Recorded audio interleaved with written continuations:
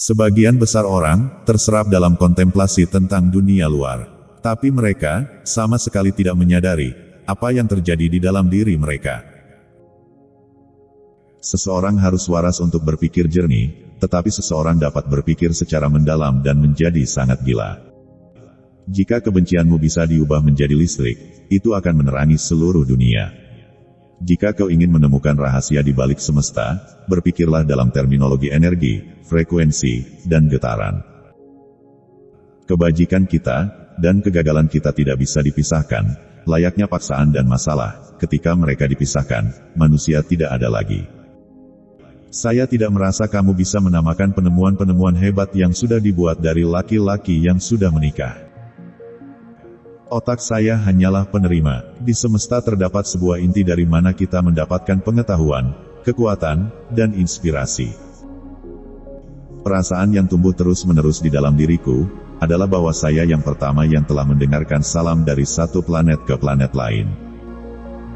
Jika saja kamu tahu dari kebesaran dari 3, 6, dan 9, maka kamu akan tahu kunci dari semesta. Insting adalah sesuatu yang melampaui pengetahuan. Kita memiliki, tanpa diragukan, serat halus tertentu yang memungkinkan kita melihat kebenaran ketika deduksi logis, atau usaha lain dari otak yang disengaja, adalah sia-sia. Begitu mencengangkan fakta dalam hubungan ini, bahwa sepertinya Tuhan sendiri telah menciptakan planet ini secara elektrik. Tentu saja beberapa planet tidak dihuni, tetapi ada yang lain dan beberapa dari mereka ada kehidupan di bawah semua kondisi dan dalam tahap pembangunan.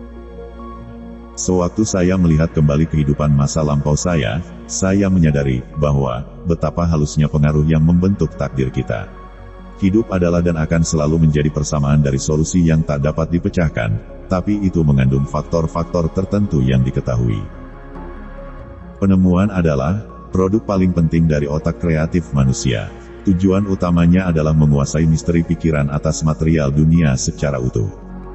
Pemanfaatan sifat manusia untuk kebutuhan manusia. Biarkanlah masa depan mengatakan kebenaran dan mengevaluasi berdasarkan pekerjaannya dan pencapaian.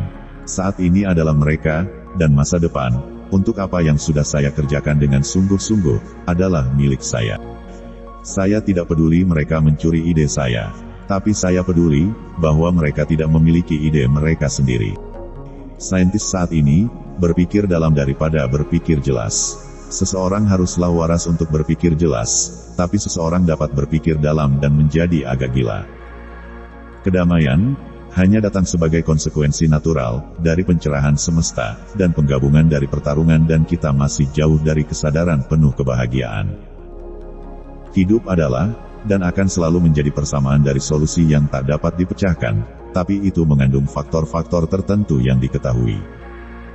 Sebagian besar orang terserap dalam kontemplasi tentang dunia luar, tapi mereka sama sekali tidak menyadari apa yang terjadi di dalam diri mereka. Saya tidak berpikir Anda bisa menyebutkan banyak penemuan hebat yang telah dibuat oleh pria yang sudah menikah. Penemuan adalah produk paling penting dari otak kreatif manusia.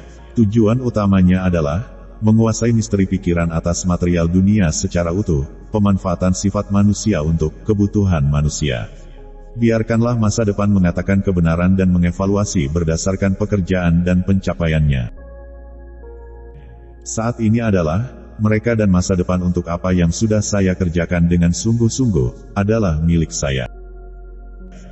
Otak saya hanya penerima di semesta. Ada inti dari mana kita memperoleh pengetahuan, kekuatan, dan inspirasi. Saya belum menembus rahasia inti ini, tetapi saya tahu itu ada. Sendiri, itulah rahasia penemuan menyendiri. Saat itulah ide-ide lahir.